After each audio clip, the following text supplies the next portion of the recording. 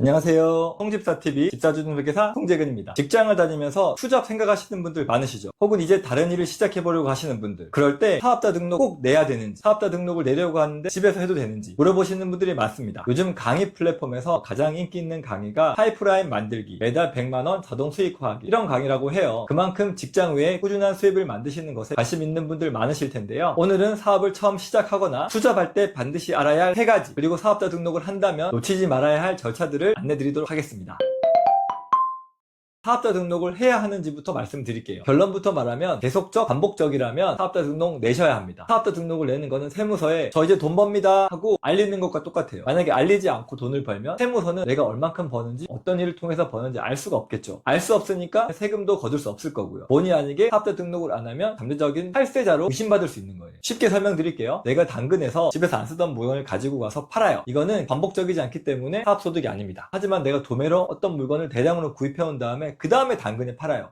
요거는 계속적 반복적이기 때문에 사업소득인 겁니다. 그리고 내가 친구 부탁으로 한번 번역이나 디자인 일을 도와주면서 돈을 조금 받았어요. 이건 사업소득이 아니에요. 하지만 승고나 승원 같은 곳에 내가 등록을 하고 계속 반복적으로 돈을 벌면 그거는 사업소득입니다. 내가 요리를 잘해. 그래서 집에서 반찬을 만들어요. 주변 지인들한테 나눠줘요. 지인들이 고맙다고 저한테 돈을 줘도 그거는 사업소득이 아닙니다. 하지만 지역 카페에 올리거나 스마트 스토어에 올려서 계속 반복적으로 팔아요. 이거는 사업소득입니다. 블로그, 유튜브, 구글 애드센스로 매달 돈을 받고 있거나 온라인 쇼핑몰을 운영을 하거나 에어비앤비로 임대를 돌리고 있거나 다 사업자 등록을 하셔야 하는 겁니다. 매출이 크던 작던, 이익이 많이 나건 손실이건 상관없어요. 계속적 반복적으로 일을 하시면 사업자 등록은 하는 게 원칙입니다. 심지어 부동산도 단기간에 샀다 팔았다를 자주 하면 부동산 매매업으로 사업자 등록하셔야 돼요. 사업자 등록을 하지 않으면 미등록 기간에 대한 매출 1%가 가산세로 나오시고요. 사업자 등록을 하지 않으신 분들이 세금 신고를 제대로 했을 리는 만무하기 때문에 이 기간에 대한 부가세, 소득세, 가산세까지 다 해서 수천만 원이 세금으로 나올 수도 있습니다. 참고로 어디 고용되지 않고 일하는 프리랜서는 인적 시설, 물적 시설이 없으면 사업자 등록을 안 하셔도 됩니다. 보조 직원을 채용하거나 사무실 임차를 넣거나 그런 경우에 사업자 등록을 하시는 거예요. 두 번째, 집 주소로 사업자 등록을 내도 되냐? 됩니다. 세법적으로는 전혀 문제가 없어요. 하지만 주의할 게 있습니다. 우선 집주인 동의를 받아야 돼요. 주택임대차 계약서 보시면 주거 이외의 목적으로는 사용하지 못하게 되어 있거든요. 반드시 임대인 동의를 받아야 하고 세무서에 사업자 등록을 제출할 때도 임대인 동의서를 함께 제출하셔야 됩니다. 두 번째 주의할 사항은 사업자 등록증에는 사업을 언제 시작했는지, 나의 생년월일, 사업장, 소재지가 주소로 나와요. 내가 집에서 사업자 등록증을 낸다 그러면 이 사업자 등록증을 받는 사람들이 다 우리 집 주소를 알 수가 있어요. 개인정보 보호가 안 됩니다. 특히 여성분 같은 경우는 안전에 민감하다면 집에서 사업자 등록 내지 마세요. 차라리 가까운 공유 오피스를 얻어서 거기로 사업자 등록 내시는 게 좋습니다. 세 번째, 오피스텔은 조심하셔야 돼요. 오피스텔에서 사업자 등록 내는 거는 상관없습니다. 하지만 실제 주거까지 하면 그 오피스텔은 주택으로 잡히게 돼요. 임대인이 다른 집을 팔 때 이 오피스텔 때문에 1세대 1주택 비과세를 못 받을 수도 있습니다. 오피스텔에서 거주하면서 사업하시려면 반드시 계약할 때 임대인에게 실거주한다고 말씀해 주셔야 됩니다. 임대인에게 허락받지 않고 오피스텔에서 거주하다가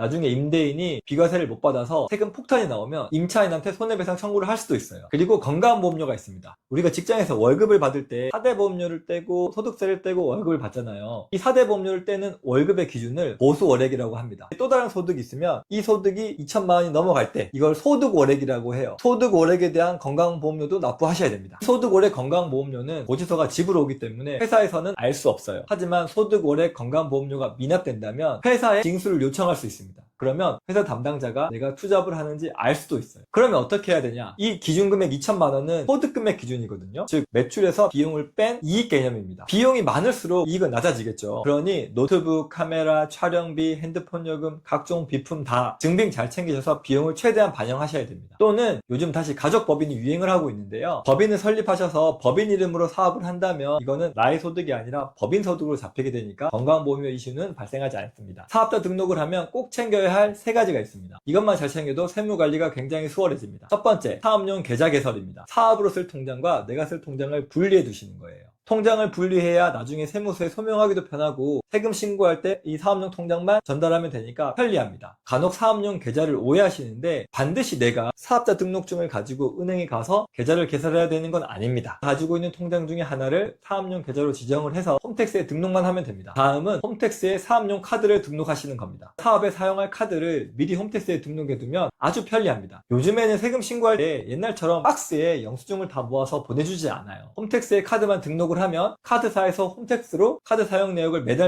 보내주고요. 그 사용 내역을 납세자와 세무대리인이 같이 볼 수 있습니다. 영수증을 보관할 필요도 없고 비용이 누락되는 것도 막을 수 있기 때문에 홈택스의 카드 등록은 반드시 해주세요. 카드는 최대 50개까지 등록 가능합니다. 세 번째는 현금 영수증 가맹입니다. 고객에게 현금을 받거나 계좌이체로 돈을 받는다면 반드시 현금 영수증을 발행해 주셔야 돼요. 현금 영수증 발급 의무업종은 무조건 해주셔야 되고, 의무업종이 아니라고 하더라도 가맹을 해두면 고객에게 현금 영수증 발급해주기도 쉽고 미등록에 대한 가산세도 막을 수 있습니다. 본의 아니게 매출을 누락할 가능성도 없어지고요. 사업용 계좌 등록과 현금 영수증 가맹을 안 하는 경우에는 세금 감면을 못 받는 경우도 생기니까 반드시 꼭 등록을 해주세요. 정리하겠습니다. 회사를 다니면서 투잡을 하거나 또 다른 사업을 시작하려고 할 때 계속적 반복적으로 일을 하신다면 사업자 등록은 하셔야 합니다. 두 번째, 사업자 등록은 집 주소로 하셔도 되지만 개인정보가 노출될 수 있으니까 반드시 유의해주세요. 세 번째, 근로외 소득이 2천만 원이 넘는다면 소득월에 건강보험료가 발생될 수 있습니다. 절세의 왕도는 없습니다. 증빙 잘 챙기시고 제때 신고하는 것이 절세입니다. 사업자 등록 안 하고 돈을 벌다 나중에 세무서에게 적발되면 세금 폭탄이 나올 수도 있으니까 꼭 등록하고 사업을 하시기 바랍니다. 오늘은 직장인이 투잡을 하거나 사업을 새로 시작할 때 반드시 알아야 될 사항들을 정리하였습니다. 다음 영상에서는 사업자가 근로자보다 좋은 이유, 자동차 비용 처리에 대해서 안내드리겠습니다. 구입하는 게 좋은지, 리스, 렌트는 어떤 차이가 있는지, 어떤 게 제일 유리한지 상세하게 설명드리도록 하겠습니다. 오늘 영상 도움되셨다면 구독과 좋아요 부탁드리고요. 저는 여러분의 세무집사 송집사였습니다. 감사합니다.